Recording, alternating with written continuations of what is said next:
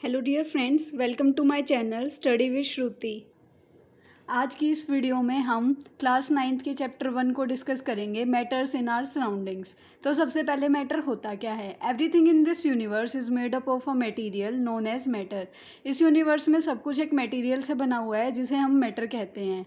The air we breathe, the food we eat, stones, clouds, stars, plants and animals. जिस हवा में हम सांस लेते हैं, जो खाना हम खाते हैं, हमारे आसपास पत्थर, पेड़ पौधे, जो भी हम चीज़ें देखते हैं, यहाँ तक कि a small drop of water और पार्टिकल ऑफ सैंड, पानी की बूंदें और मिट्टी, सब कुछ क्या है, एवरीथिंग इज़ मैटर, सब कुछ मैटर है।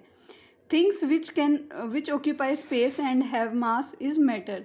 जो चीज़ें स्पेस को ऑक्यूपाई करती हैं और जिनका कोई मास होता है वो क्या होता है, मैटर होता है।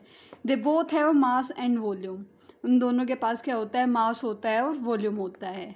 इसके बाद कुछ इंडियन फिलोसफर्स हैं जिन्होंने मैटर को क्लासीफाई किया है एलिमेंट्स की फॉर्म में, और उन एलिमेंट्स को नाम दिया है पंच तत्व। ये 5 एलिमेंट्स हैं और ये 5 एलिमेंट्स हैं air, earth, fire, sky and water. इसके बाद हम डिस्कस करते हैं फिजिकल नेचर ऑफ मैटर। तो इसमें फर्स्ट पॉइंट है, particle of matter have space between them. There is enough space between the particles of matter, and due to this fact, particles of one type of matter get into the space between the particles of other.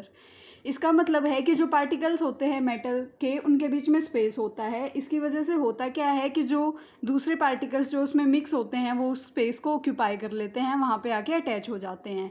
इसका example हम देखते हैं। When we add a teaspoon of salt in a glass of water, the salt particles takes the empty space between the water particles.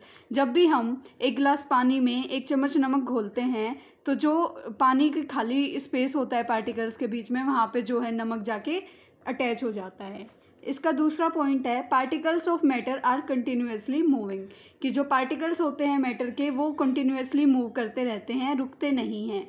These particles have speed and possess kinetic energies. इन particles में एक speed होती है और वो kinetic energy poses करते हैं।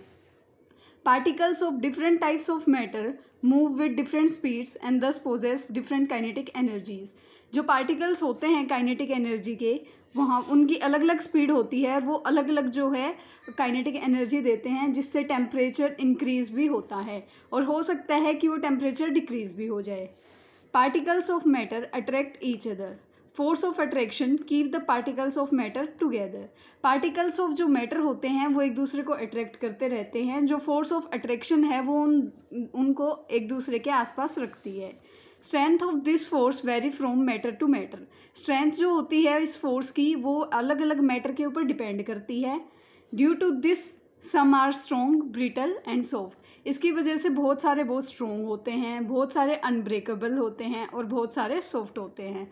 For example, we cannot move our hand through a plant of wood due to high force of attraction.